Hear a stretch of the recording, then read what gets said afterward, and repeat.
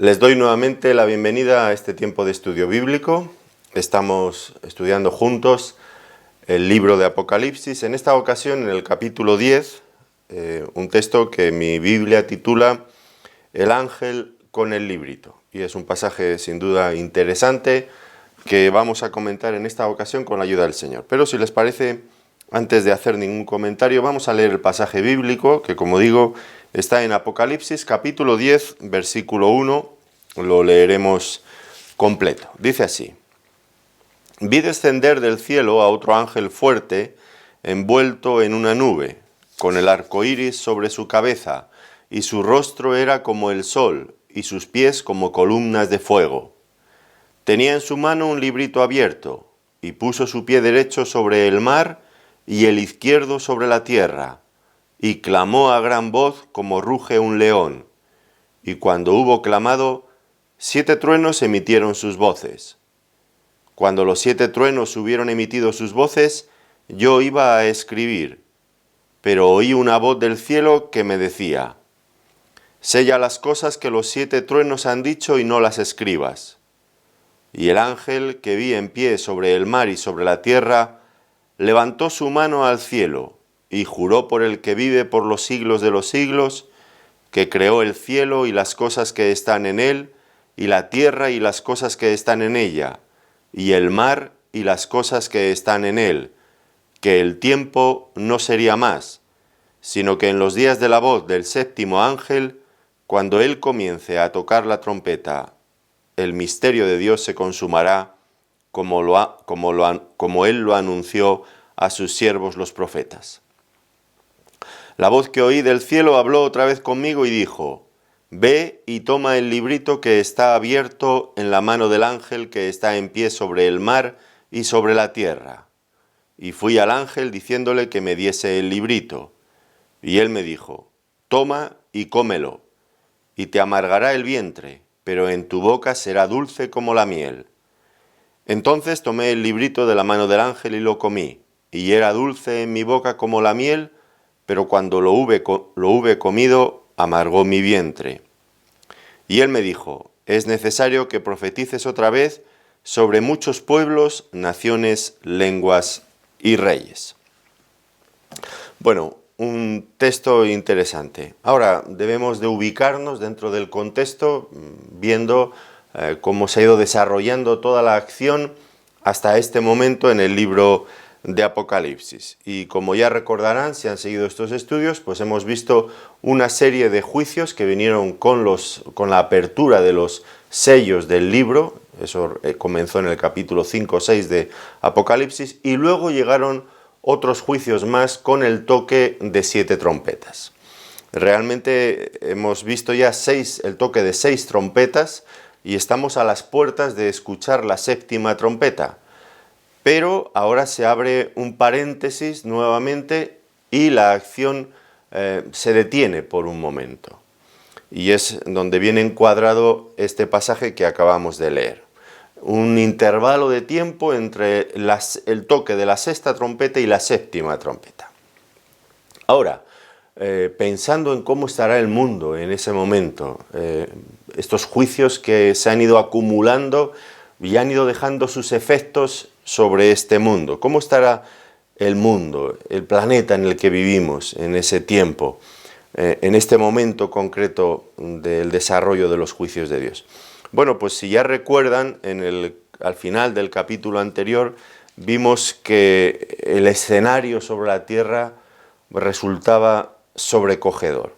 Todo el medio ambiente, la naturaleza, los ríos, el mar, incluso los cuerpos celestes habían sido afectados de forma grave por los juicios. La tercera parte de toda la creación de estos ámbitos habían sido destruidos.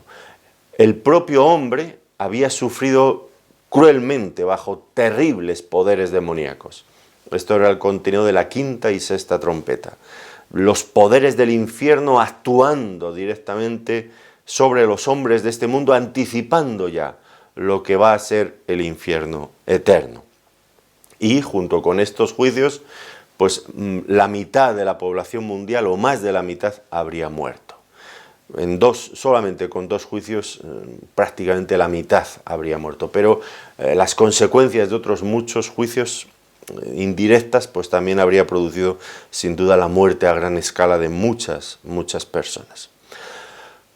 ¿Qué resultado dio todos estos juicios? Pues la palabra de Dios nos dice al final también del capítulo anterior que a pesar de todo esto el hombre se rebela una vez más contra Dios y se niega a arrepentirse y adora precisamente a los demonios que le estaban atormentando y se refugia en sus ídolos, obra de sus propias manos, en lugar de en el Creador.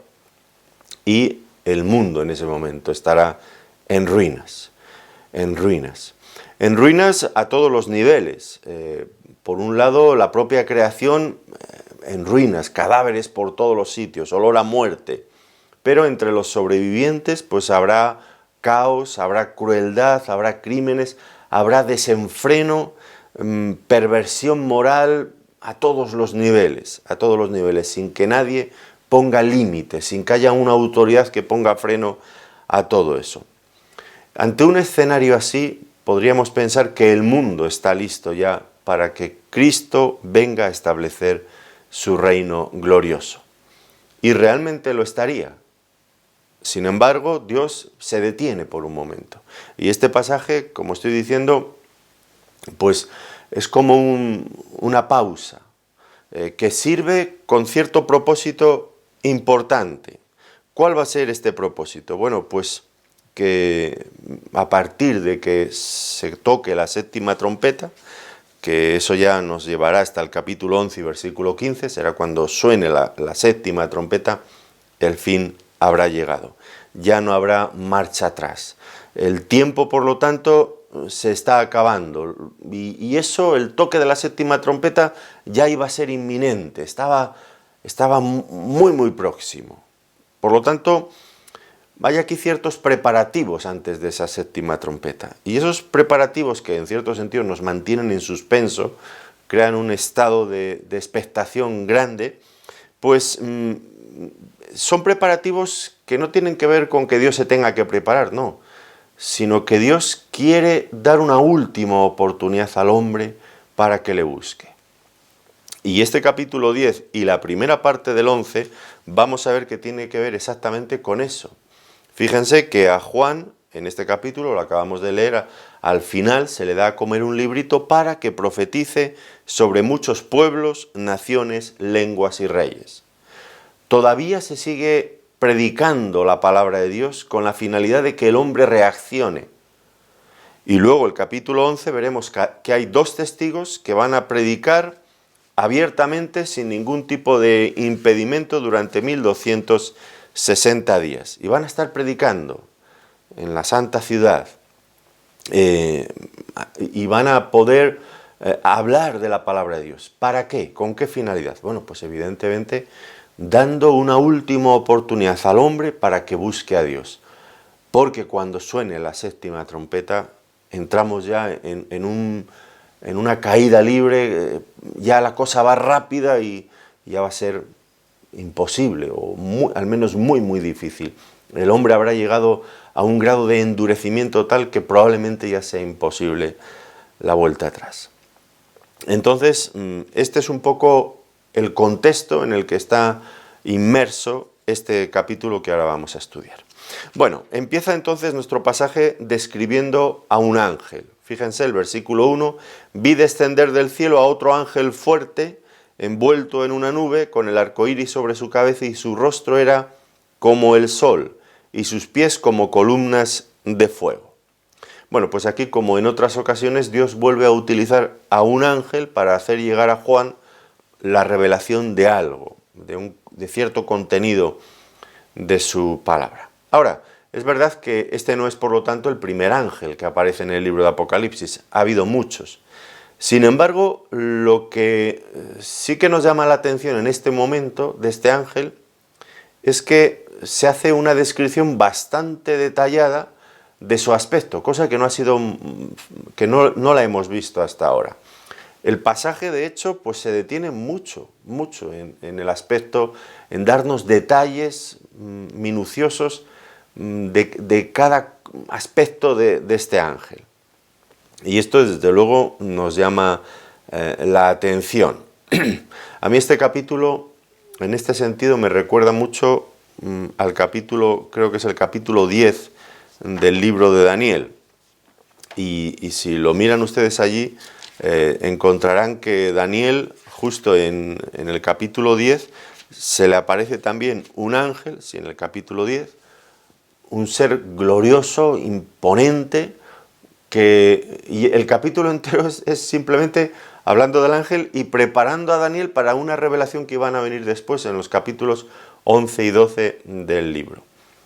Es como un preámbulo con lo que Dios quiere llamar la atención diciendo esto que voy a decir es realmente muy importante. Y aparece un ser venido del cielo con un aspecto glorioso para llamar la atención, en este caso de Juan, en el Antiguo Testamento, pues en esa cita que he mencionado, sería en el caso de Daniel.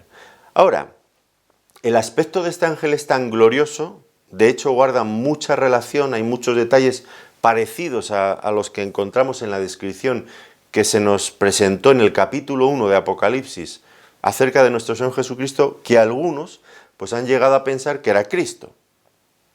Pero eso no es así. No es así porque dice que se trata de un ángel fuerte. El texto bíblico lo dice, entonces no tenemos que ir más allá.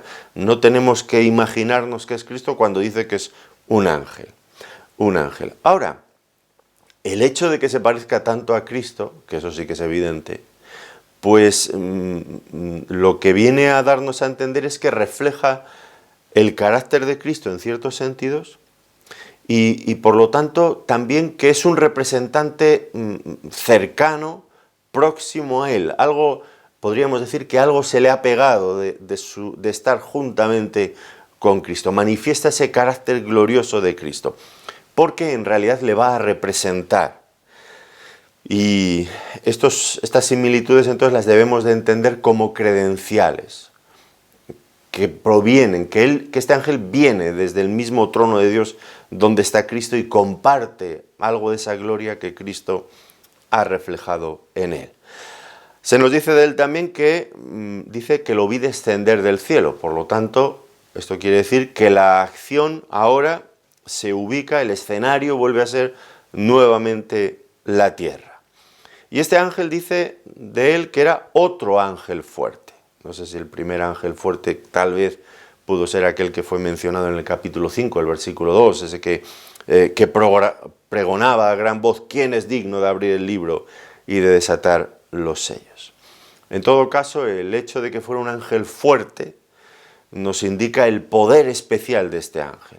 Imagino que entre los ángeles también hay distintos tipos, distintas categorías de ángeles, y este es un ángel, desde luego, de un poder especial, un ángel fuerte, capaz de actuar de una forma especial también. Y luego el resto de la descripción de él es absolutamente deslumbrante, fíjense en los detalles. Venía envuelto en una nube. No quiero parecer irreverente, pero déjenme que use un lenguaje humano, demasiado humano tal vez, que en parte lo utiliza la propia Biblia, para explicar lo que podría querer decir el hecho de que viniera envuelto en una nube. Y es como si, puesto que venía en una misión divina, del más alto rango, de la más alta importancia, pues como si Dios mismo le hubiera prestado, estoy hablando en términos humanos, por favor, yo no quiero parecer irreverente ni nada, pero como si Dios mismo le hubiera prestado su vehículo oficial. Fíjense lo que decía el salmista, el Salmo 104, el versículo 3 dice: el que pone las nubes por su carroza, el que anda sobre las alas del viento. Ese es Dios. Y aquí viene un ángel usando el mismo vehículo, el mismo medio, vamos a decir así, de transporte. Esto es tan humano porque Dios no necesita nada de todo esto, evidentemente. Pero Dios a veces se autolimita usando nuestro propio lenguaje para que nosotros lo podamos entender un poco más. Y este ángel comparte también algo de todo eso. Luego se nos dice también, algo que le llama a Juan la atención, es que el arco iris lo tenía sobre su cabeza. Y esto, pues imaginamos que le daba un aspecto un glorioso esplendor alrededor de su cabeza. Podemos quizás imaginarlo. Ahora, la referencia al arco iris no es nueva, no es la primera vez que aparece en Apocalipsis. Recuerdan que el arco iris estaba rodeando el trono de Dios y trae ciertas cosas, cierto carácter, ciertos atributos, algo que viene derivado del mismo trono de Dios. Este ángel lo lleva en sí mismo. Es el resplandor que surge quizás de haber estado junto al trono de Dios, donde había recibido la revelación que ahora va a transmitir. En todo caso, el arco iris pues evoca evidentemente el pacto de Dios con Noé, un pacto que nos recuerda una vez más la misericordia de Dios en medio del juicio, como lo vemos claramente en el relato original en Génesis. Luego se añade otro detalle más: su rostro era como el sol, esa gloria radiante, luminosa, que una vez más era el reflejo, sin duda, de nuestro glorioso Señor Jesucristo. Sus pies como columna de fuego, firmes, estables, pero al mismo tiempo resplandeciendo con hermosura, con fuerza. Sus pies como columnas de fuego. Bueno, pues todo en su conjunto nos describe un ser realmente glorioso. Ahora, dice, una vez descrito a este ángel, dice que nos va a hablar de que tenía un librito abierto. Dice el versículo 2, tenía en su mano un librito abierto. Y la voz del cielo pues le mandó luego a Juan que tomara ese librito, que lo comiese y después debía de profetizar. Ahora, el contenido de este librito, imaginamos que está relacionado con el mensaje de la palabra de Dios para los hombres de este tiempo, del tiempo en el que él estaba profetizando. Quizás juicios que todavía estaban por venir. Ahora, en todo caso, este librito, que tampoco nuevamente no es el primer libro que aparece en Apocalipsis. Recuerdan que en el capítulo 5 había un libro sellado con 7 sellos, que es lo que da origen a todos estos juicios que estamos viendo ahora. Pero hay también diferencias con ese otro libro. Básicamente encuentro dos diferencias. La primera es que aquí se utiliza el disminutivo, un librito, como si fuera de un tamaño menor. Diríamos que el contenido era inferior, era menor. Tal vez contenía solamente una parte de la revelación de Dios, no toda la revelación de Dios, solamente una parte. Y por otro lado, aquel libro de Apocalipsis 5 estaba sellado y este no estaba sellado. Es decir, estaba abierto, de tal manera que su contenido no estaba oculto, estaba listo para ser revelado. Por lo tanto, este librito. Luego vienen 7 truenos. Versículo 2 al 4 dice, tenía en su mano un librito abierto y puso su pie derecho sobre el mar y el izquierdo sobre la tierra. Y clamó a gran voz como ruge un león, y cuando hubo clamado, 7 truenos emitieron sus voces. Cuando los 7 truenos hubieron emitido sus voces, yo iba a escribir, pero oí una voz del cielo que me decía, sella las cosas que los 7 truenos han dicho y no las escribas. Fijémonos nuevamente en la actitud de este ángel fuerte. Dice que puso su pie derecho sobre el mar y el izquierdo sobre la tierra, lo que nos da la idea de este ángel de un tamaño colosal, un pie en la tierra, otro pie en el mar. No que estaba en la orillita del mar y justo donde acababan las olas, entre el agua y la tierra, ahí estaba. No es esta la idea, sino un ser colosal, enorme, grandísimo, de gran tamaño, que coloca sus pies uno en cada lado. Grande, un ser grande. Y dice también que levantó su mano al cielo. Por lo tanto, fíjense cómo estaba tocando las 3 partes del universo: la tierra, el mar y el cielo. Nos quiere de alguna manera mostrar la autoridad de este ángel. Impresionante en todos estos detalles. Y luego dice que clamó a gran voz como ruge un león. Por lo tanto, si su aspecto físico era impresionante, la voz, la potencia de su voz, estaba en concordancia con su enorme tamaño también. Y el hecho de que rugiera como un león nos transmite el poder, la majestad, la autoridad de su mensaje. ¿Qué pasó inmediatamente cuando hubo clamado de esta forma? Bueno, pues nos dice que 7 truenos emitieron sus voces. Nuevamente el número 7, que nos vuelve a hablar de algo completo, algo finalizado, la plenitud de algo. 7 truenos emitieron sus voces. ¿Cómo debemos de interpretar estos truenos? Bueno, podemos interpretarlos como una forma de aprobación divina. Dios desde el cielo está aprobando a este ángel. No sería tampoco la primera vez que eso ocurre en las Escrituras, porque nuestro Señor Jesucristo, en una ocasión orando al Padre, el Padre le respondió una voz potente desde el cielo y los que estaban allí pensaron que un trueno, una voz de trueno le había respondido. En Juan, en el capítulo 12, versículos 28 al 33. Aunque también estos truenos podrían anunciar los juicios de Dios. También es una posibilidad en este contexto. En todo caso, en su conjunto, ahora cuando ya acabamos de ver toda la escena inicial con este ángel, pues en su conjunto tenemos aquí una escena que por supuesto nos llama fuertemente la atención y creo que está diseñada precisamente para eso. Por un lado, un ángel gigantesco, descrito como un ser majestuoso, su posición entre el cielo, la tierra y el mar, pleno dominio, autoridad, el potente rugido de león que sale de su voz, los 7 truenos que vienen acompañando desde el cielo. Es algo que no deja indiferente a nadie, evidentemente. ¿Y cuál es el propósito de todo esto? Bueno, pues creo que en cierto sentido quiere transmitir una impresión fuerte, de alguna manera, en cierto sentido, de terror, por el mensaje de Dios que está a punto de entregar. Viene desde el cielo y es un ser al que hay que escuchar y que tiene ese aspecto que nos echa para atrás, que impone respeto, ¿verdad? Y que va a anunciar algo que hay que escuchar con atención.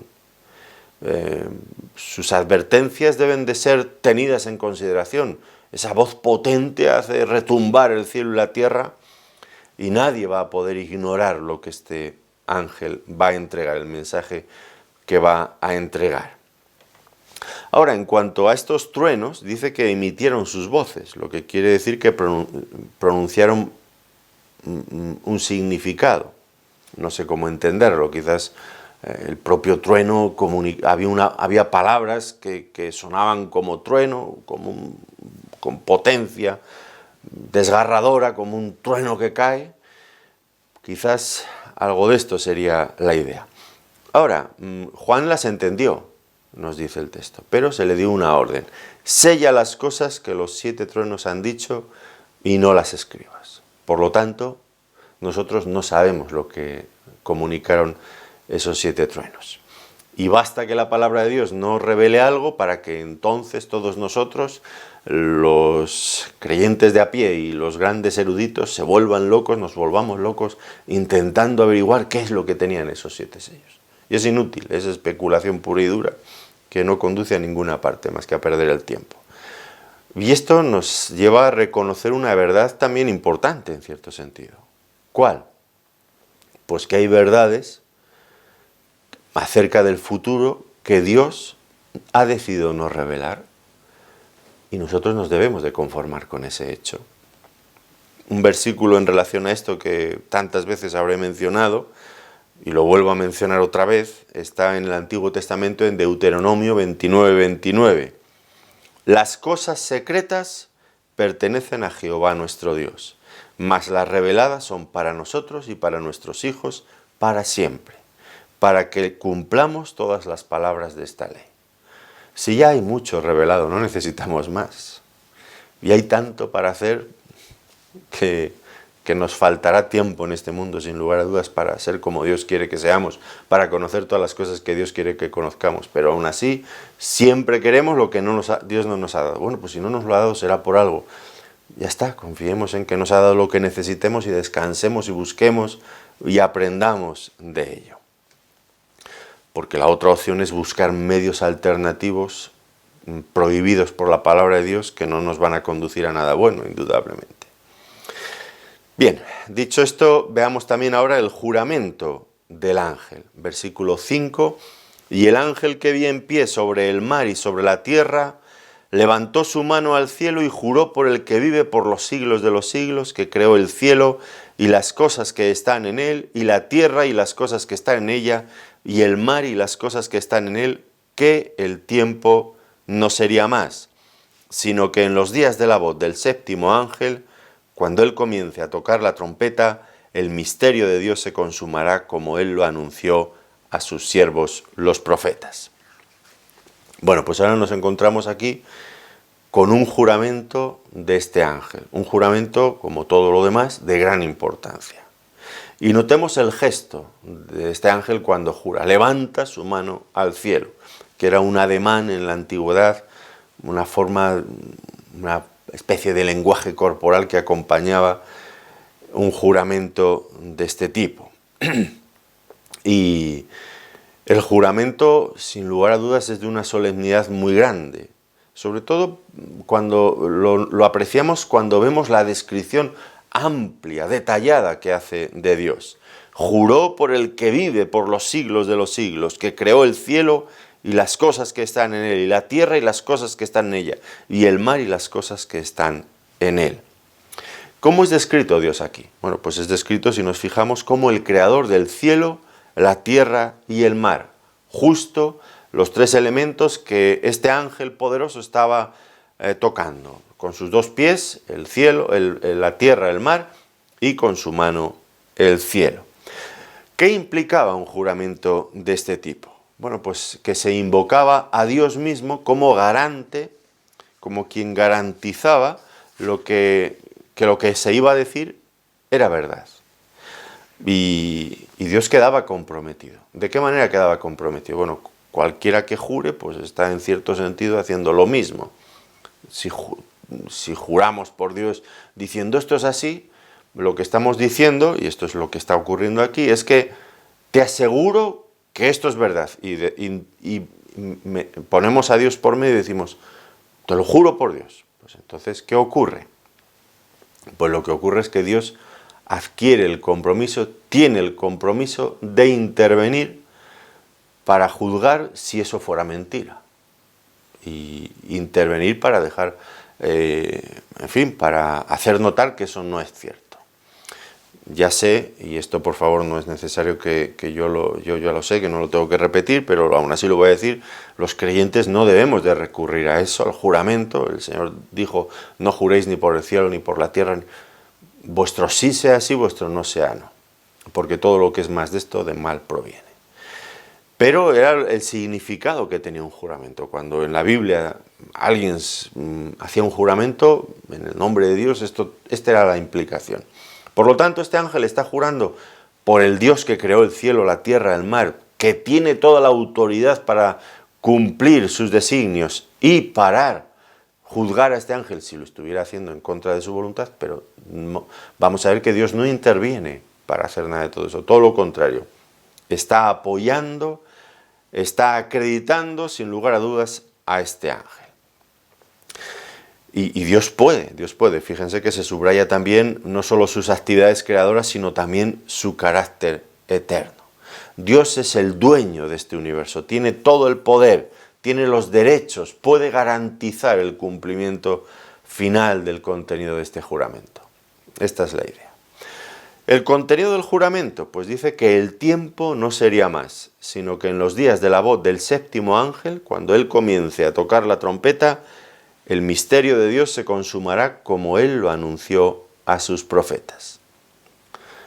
¿Qué viene a decir? Bueno, pues lo que viene a decir es que los juicios de Dios se iban a cumplir, a completar ya sin más dilación, sin más espacio de tiempo. ¿Cuándo? pues cuando el séptimo ángel tocara la séptima trompeta, que como he dicho eso ocurrirá en el capítulo 11, versículo 15. Esta será por lo tanto la última señal de aviso, y a partir de ahí Dios derramará su ira sobre todos aquellos que no quisieron creer. Y al mismo tiempo dará respuesta a aquellos mártires que habían sufrido. Recuerdan ustedes en el capítulo 6, los versículos 9 y 10, que estaban debajo del altar clamando: ¿hasta cuándo, Señor, no vengarás la sangre? No juzgarás y vengarás nuestra sangre en los que moran en la tierra. Dios viene para establecer justicia, viene para acabar con todo tipo de maldad. La justicia, por lo tanto, prevalecerá, y sobre todo el Señor Jesucristo volverá a este mundo. Será plenamente vindicado, toda su gloria será vista cuando Él venga a este mundo. Es la séptima trompeta, ya el tiempo se acaba para el hombre. Y dice que habla del misterio de Dios que Él anunció a sus siervos los profetas. Será el cumplimiento. ¿Y cuál es este misterio de Dios que Él anunció a sus siervos los profetas? Bueno, Pablo, el apóstol Pablo, lo resumió en Efesios, en el capítulo 1, los versículos 9 al 10. Dice: dándonos a conocer el misterio de su voluntad, según su beneplácito, el cual se había propuesto en sí mismo de reunir todas las cosas en Cristo en la dispensación del cumplimiento de los tiempos, así las que están en los cielos como las que están en la tierra. Este misterio tenía que ver con reunir en Cristo todas las cosas, creando esa paz, esa armonía entre el cielo y la tierra, donde Cristo iba a ser vindicado, Él el punto central de la historia, sin lugar a dudas, glorificado sobre todas las cosas. Era el plan de Dios, esta reconciliación. Y eso será la consumación del plan de Dios, cuando Cristo venga a juzgar y castigar a los malvados y a establecer su glorioso reino. Ahora la acción continúa, y lo que nos encontramos es que Juan debe comer el librito, ese librito que se nos ha presentado al comienzo. Tiene que comerlo. Y fíjense lo que dice: ve y toma el librito que está en la mano del ángel. Yo no sé si Juan en este momento tendría algún apuro, le diera algo de cierto respeto a acercarse a un ángel tan formidable, pero tiene que hacerlo y lo hace. Y el librito, este librito desde luego iba a tener una importancia muy grande a partir de ahora en el ministerio del apóstol Juan. Ahora, el librito estaba abierto, y lo que nosotros esperaríamos es que Juan leyera el contenido del librito, lo aprendiera, lo entendiera, pero nada de todo esto es lo que se le manda a Juan. ¿Qué es lo que se le manda? Pues no se le ordena que lo lea, sino que se lo coma. Esto es curioso, ¿verdad? Forma parte, entiendo, también del lenguaje simbólico. No sé si hay que entender esto tan literalmente. Desde luego, desde una perspectiva simbólica, tiene un contenido que entendemos bien y es profundo, sin duda. La palabra de Dios, el contenido de ese librito era mensaje de Dios, el contenido de la palabra de Dios nos nutre, y por eso es alimento para el alma. Juan debía de comerlo de alguna manera para alimentar su alma, para alimentarse espiritualmente frente a las cosas que habrían de ocurrir. Pero al mismo tiempo era un mensaje que él tenía que hacer suyo, y al comerlo lo haría también suyo. De tal manera que una vez que hubiera hecho ese mensaje suyo, estaría perfectamente preparado para también comunicarlo a otros. Y este es un requisito imprescindible también para cualquier predicador. Primero, el mensaje de la palabra de Dios debe de afectarnos en primer lugar a nosotros mismos. En tanto que el mensaje no nos ha afectado a nosotros, no es nuestro, no estamos listos para compartirlo a otros. Y si lo compartimos, pues lo compartiremos de una forma académica, donde no transmitiremos la vida de ese mensaje, porque no hemos llegado a asimilarlo, a asumirlo como nuestro propio, y por lo tanto será algo superficial, algo que no calará, ni ha calado en nosotros, ni calará tampoco en otros. Debemos de hacer nuestro el mensaje antes de comunicarlo. Este es un requisito imprescindible de cualquier predicador, y aquí en este caso en el apóstol Juan. Luego se nos dice que una vez que comiera el librito, eso tendría un doble efecto en él. Te amargará el vientre, pero en tu boca será dulce como la miel. ¿Por qué será amargo? ¿Por qué será dulce? Bueno, quizás no nos cueste mucho entender esto. Será amargo porque el libro está relacionado, el contenido del libro está relacionado con los juicios inminentes que van a venir sobre este mundo. Y esto es triste. Esto es triste. Pero también será dulce. ¿Por qué? Porque ese mensaje trata del amor de Dios, entregando a su Hijo a favor de los pecadores para salvarlos. Es un mensaje que habla también de la inminente victoria de Cristo, de su glorificación, de su vindicación. Eso es dulce, sin lugar a dudas. Es dulce también, tuvo que serlo para Juan, porque ¿qué puede haber, qué privilegio más grande, qué puede haber de más alto honor para un ser humano que ser constituido en portavoz, en mensajero del Dios eterno? Podemos emplear en algo mejor nuestra boca, nuestra lengua, lo que decimos. Podemos hacer algo, ser portavoces del Dios eterno. Y en este sentido, que Dios nos transmita sus pensamientos para que podamos nosotros a su vez compartirlos con nuestros semejantes, es el más alto honor que un ser humano puede tener, entiendo. En ese sentido también es dulce, pero también es amargo porque muchos hombres lo desprecian. Muchos hombres persiguen a los mensajeros de Dios. Esto fue la experiencia de Juan. Esto fue la experiencia de todos los profetas en la antigüedad. Y el Señor Jesucristo lo dijo: matasteis a todos los profetas, a todos los que os he enviado. Una y otra vez les acusó el Señor directamente al pueblo de Israel en su ministerio terrenal de esto. Una y otra vez. Perseguir a los profetas. Jeremías es un profeta que tuvo una experiencia parecida de comer las palabras de Dios y sufrir la persecución de los hombres de su tiempo. Jeremías es un hombre que a mí me llega de cerca cuando leo el profeta Jeremías. Y creo que los tiempos de Jeremías en cierto sentido se parecen también mucho a los nuestros. ¿Cuál era la dificultad de Jeremías cuando predicaba el mensaje que Dios le había enviado a predicar? Pues su dificultad mayormente es que estaba predicándole a personas que también eran profetas de Jehová, falsos profetas de Jehová. Es decir, él predicaba a otros que predicaban también, y todos predicaban en el nombre de Jehová. Qué difícil, ¿verdad? Pero eran falsos profetas. ¿Y en qué se diferenciaba que eran falsos profetas?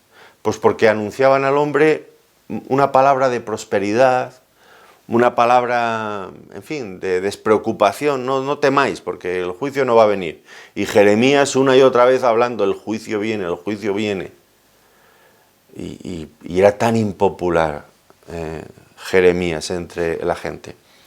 Y ahora hay muchos, cada vez hay más personas que se llaman creyentes, que se llaman evangélicos, o de otras denominaciones o clasificaciones en las que se divide el cristianismo o la cristiandad, pero que no han nacido de nuevo, que tienen como religión eso, pero que no han nacido de nuevo, como el Señor Jesucristo dijo a Nicodemo: de cierto te digo que el que no naciere de nuevo no puede ver el reino de los cielos, el reino de Dios. Y Nicodemo era un principal religioso del judaísmo, pero no había nacido de nuevo. Y eso le faltaba, le apartaba completamente del reino de Dios. Y ahora muchos evangélicos, cada vez más, pues no han nacido de nuevo. No se aprecia en ellos la vida del Espíritu. No hay un cambio de vida, no hay una ruptura con su pasado. Y nos vamos a ver cada vez más predicando el Evangelio a personas que si nos descuidamos ellos nos van a predicar a nosotros. Y nos van a decir que nosotros somos los que predicamos falsamente el Evangelio. Y tienen un mensaje mucho más agradable, que a la gente le gusta mucho más. Un mensaje de prosperidad, un mensaje de, bueno, que el arrepentimiento casi ni es arrepentimiento, que no hay que cambiar nada. Que en fin, que con cantar un poquito y 4 cositas más, consumir un poco de religión y ya está todo listo. Y seremos perseguidos muy probablemente, como lo fue Jeremías, por esos falsos profetas. Es difícil el asumir la palabra de Dios, una palabra que constantemente habla de juicio, constantemente. Me parece que los creyentes leen muy poco el Antiguo Testamento, sospecho. Pero lean todos los profetas desde el principio hasta el final y van a ver que una y otra vez, el juicio, el tema predominante, el día de Jehová, día de juicio sin igual, una y otra vez. Y ahora nos quedamos con 4 frasecitas escogidas y sacadas de contexto muchas veces de algunas partes de la Biblia y ya nos creemos a salvo de todo. Lean bien la Biblia, todo el consejo de Dios, lean bien la Biblia. Es difícil predicar este mensaje de juicio. En el Antiguo Testamento llegaron a la conclusión de que cuando un profeta predicaba cosas halagüeñas, para estar seguros, bueno, ya eso de por sí era un síntoma muy malo. Para comprobar si era auténticamente profeta, habría que esperar a que se cumplieran las cosas que él había anunciado. Porque la seña de identidad del auténtico profeta en el Antiguo Testamento es que anunciaba juicio. Hay un pasaje, ahora no recuerdo el capítulo exacto, ni el libro, pero que trata precisamente ese tema. Probablemente o en Jeremías o en Ezequiel, no me acuerdo bien. Pero este es el tema. Y en ese sentido entendemos bien lo que dice aquí del librito este. Dulce en la boca, amargo en el vientre. Es dulce y amargo, esta sensación agridulce. Claro que disfrutamos de la palabra de Dios, claro que disfrutamos de todo lo que Dios ha hecho y lo que va a hacer con su Hijo. Pero al mismo tiempo es duro, por un lado por el mensaje de juicio que lleva sobre las personas que no creen, pero por otro lado también que aunque nos sentimos felices de poder compartir este mensaje, pero al mismo tiempo la repercusión, el odio, la persecución que muchas veces surge solamente por predicar estas cosas. Es tremendo, es tremendo. Bueno, pues es una mezcla de sensaciones que cada creyente, cada uno que predique la palabra de Dios, pues va a sentir, ¿no? Por un lado, desde luego, pues deseamos con todas nuestras fuerzas que venga Cristo y que sea glorificado y vindicado en este mundo. Deseamos que Satanás, por supuesto, sea destruido. Deseamos ver el glorioso reino de nuestro Señor Jesucristo. Claro que lo deseamos. Pero al mismo tiempo nos entristece pensar en los juicios y la condenación que vendrá sobre el mundo impío que rechaza a Dios. Así que no podemos predicar de ninguna de las maneras pues estos juicios como, en fin, con alegría, como si no nos pasara nada. Nos afecta. No nos va a afectar en el sentido que vamos a sufrir esos juicios, pero nos afecta porque lamentamos la condición en la que van a quedar muchas personas que amamos.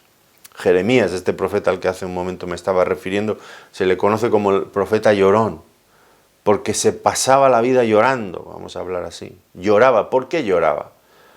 Pues lloraba por la tristeza que le producía. Él recibía estas visiones de parte de Dios de el futuro que le esperaba al pueblo de Israel. Y al mismo tiempo los falsos profetas diciendo paz y seguridad, no va a pasar nada, el enemigo se va a ir, los babilonios van a ir a largarse de aquí, no va a pasarnos nada. Y Jeremías viendo lo que pasaba y escribió el libro de Lamentaciones. El libro de Lamentaciones es demoledor. Es de una crudeza extrema. Que según ahora mismo estoy pensando en algunas de las expresiones que hay, se me está poniendo los pelos de punta. Tremendo. ¿Cómo vamos a poder compartir un mensaje de juicio de este tipo con alegría? Por supuesto que no. bien que deseamos que venga el reino de Dios, pero nos causa también tristeza, una profunda tristeza, pensar en la espantosa condenación que va a recaer sobre las personas que no creen.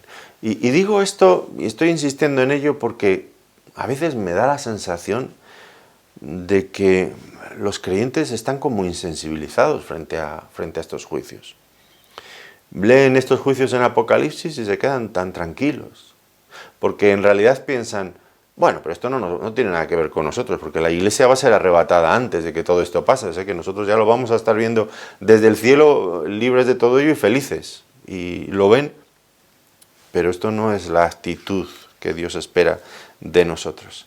Amarga en el vientre, claro, es algo que nos duele y que no podemos expresar como si no pasara nada, por supuesto que no.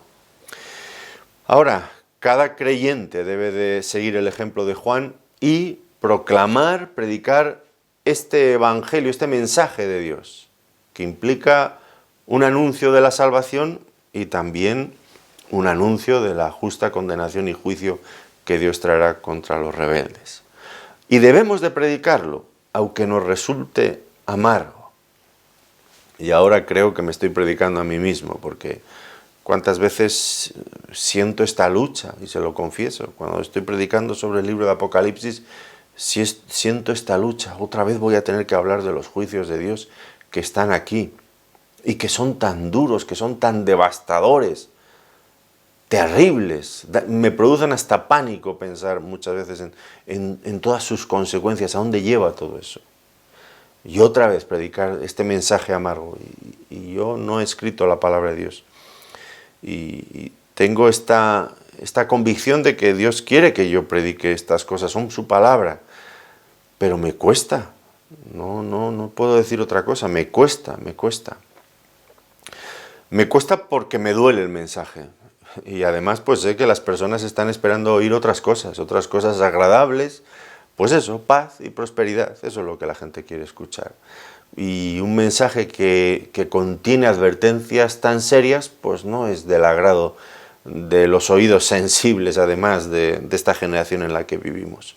Mal educada muchas veces por culpa de los propios predicadores, que les han predicado prosperidad y que el arrepentimiento es una cosa liviana que no debe de calar profundamente en el corazón ni se requieren cambios de ningún tipo, y es una generación que ha sido mal educada en gran medida por los propios predicadores, que no hemos condenado suficientemente el pecado y que no hemos hecho advertencias como la palabra de Dios nos enseña tantas y tantas veces sobre el juicio y la gravedad del juicio de Dios.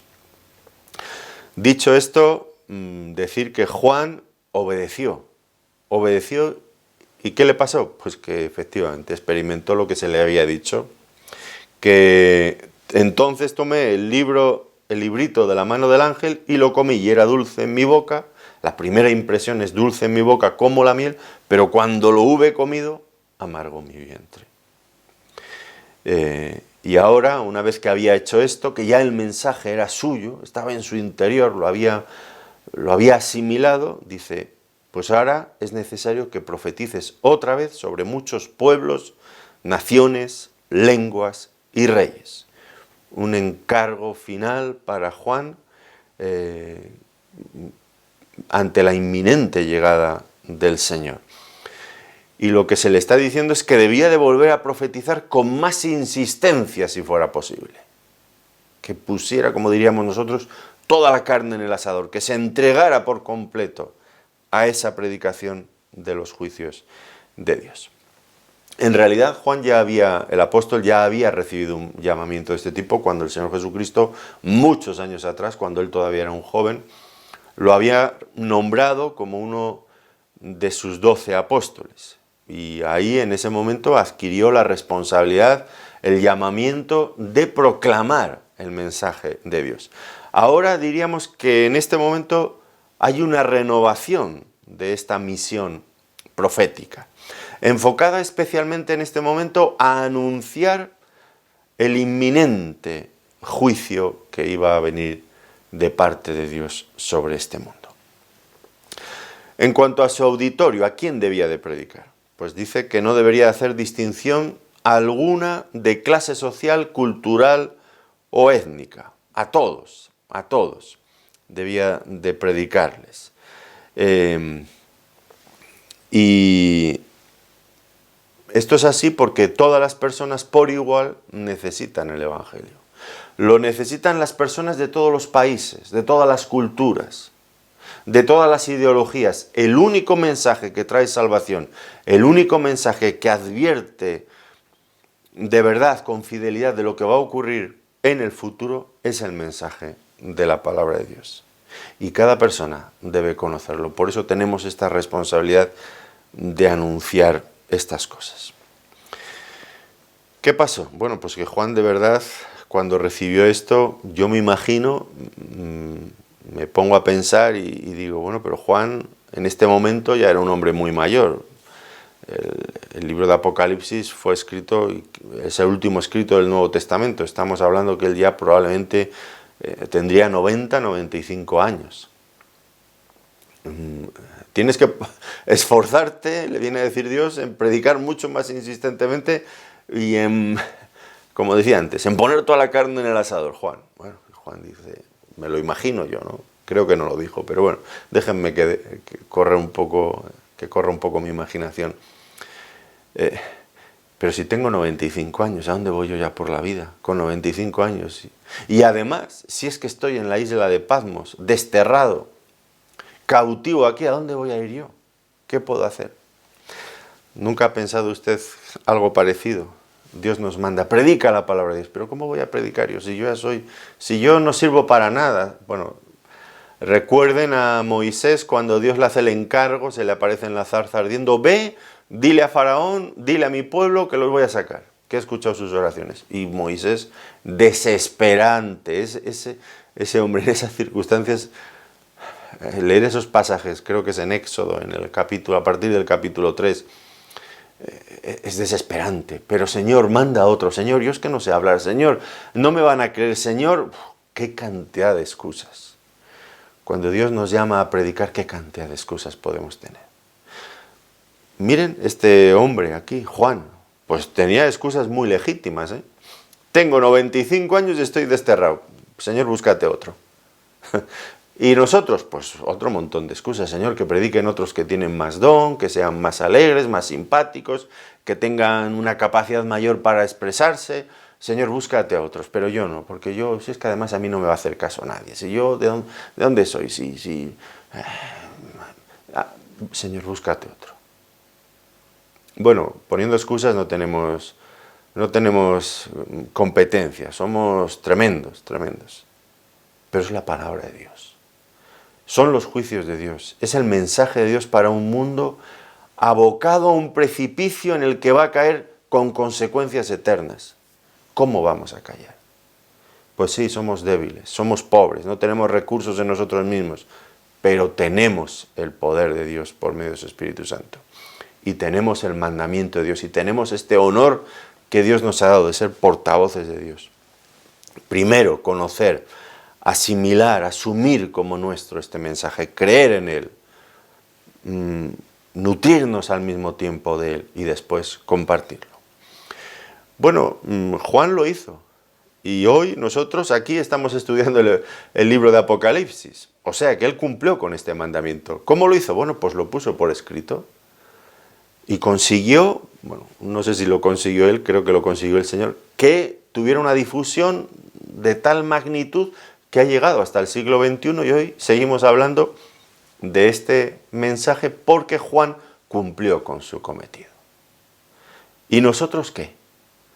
Nosotros vamos a comer este librito y vamos a asumir tanto su dulzor como su amargura. ¿Lo vamos a compartir a personas que no lo quieren escuchar? ¿O vamos a buscar excusas y nos vamos a refugiar debajo de ellas para no cumplir con el mandato de Dios? Pues es un mandato urgente de predicar cosas que ya sabemos de antemano que van a despertar la oposición de la gente que nos escuche, pero es nuestro deber. pues que con la ayuda del Señor seamos capaces, porque de otra manera no lo seremos, que seamos capaces de cumplir este mandato, este ministerio que el Señor nos ha dejado. Otros nos han dado el relevo y corrieron bien la carrera antes que nosotros. Nos han dejado el relevo, nos han dejado su palabra para que ahora nosotros cumplamos también ese tramo de la carrera de relevos que nos ha tocado, la corramos con dignidad y podamos entregar ese relevo también a otros y al mundo entero. Que Dios nos ayude a cumplir esto con la fidelidad que se requiere y que el Señor nos permita hacerlo y nos ayude a hacerlo. Una vez más les doy las gracias por acompañarnos en este tiempo de estudio bíblico y les deseo de verdad que el Señor les bendiga muy ricamente. Muchas gracias.